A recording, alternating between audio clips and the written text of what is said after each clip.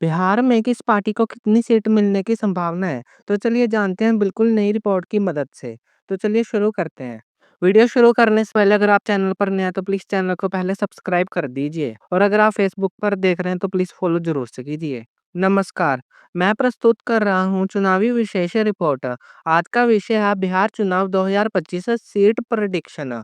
243 विधानसभा सीटों वाली इस जंग में कौन कितनी सीटें जीत सकता है? हालिया सर्वेक्षण क्या कह रहे हैं? मतदाता मूड, गठबंधन समीकरण और स्थानीय समीकरण किस दिशा में जा रहा है? आइए एक-एक करके समझते हैं। हाल ही में प्रकाशित सर्वेक्षणों में यह साफ संकेत मिल रहा है कि इस बार लड़ाई बेहद नजदीकी है।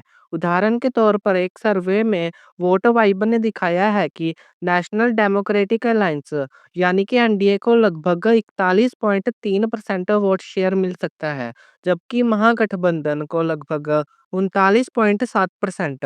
अन्य पार्टियों तीसरे विकल्प को भी वोट शेयर मिला है। जैसे ऐसा सर्वे बताता है कि नई पार्टी जन स्वराज पार्टी को लगभग 9% का समर्थन हो सकता है।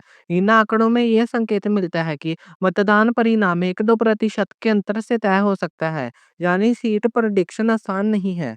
यदि इन सीटों का विभाजन देखें तो सर्वेक्षण एवं राजनीतिक विश्लेषण इस प्रकार की गणना सुझा रहे हैं। एनडीए के पास एक बहुमत की संभावना बन रही है।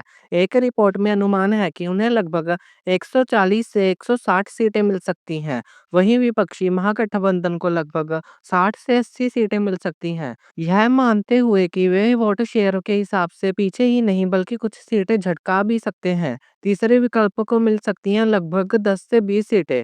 मतदाता बटाव और क्षेत्रीय प्रभाव की वजह से। ध्यान दें ये सिर्फ अनुमान है। स्थानीय उम्मीदवारों की छवि, गठबंधन का असर, वोटर रोल में बदलाव जैसी बातें अंतिम परिणाम को प्रभावित करेंगी। यह अनुमान सामान्य है, लेकिन चुनाव अक्सर कुछ स्विंग और ट्विस्ट जरूर लेकर आता है।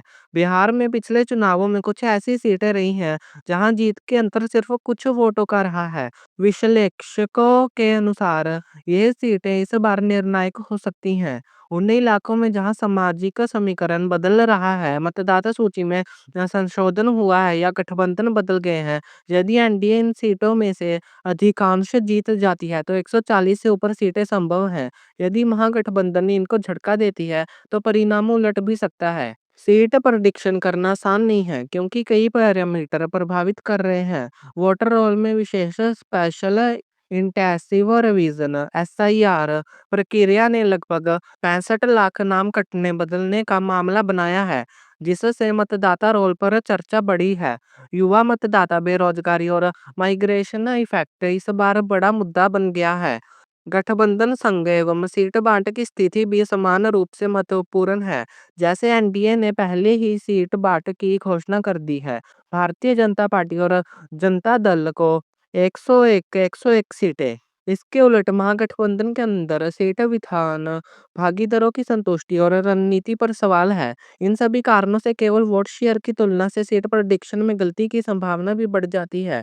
तो अगर आपको वीडियो पसंद आए तो प्लीज़ चैनल को सब्सक्राइब कर दीजिए और अगर आप फेसबुक पर देख रहे हैं तो फॉलो ज़रूर से कीजिए।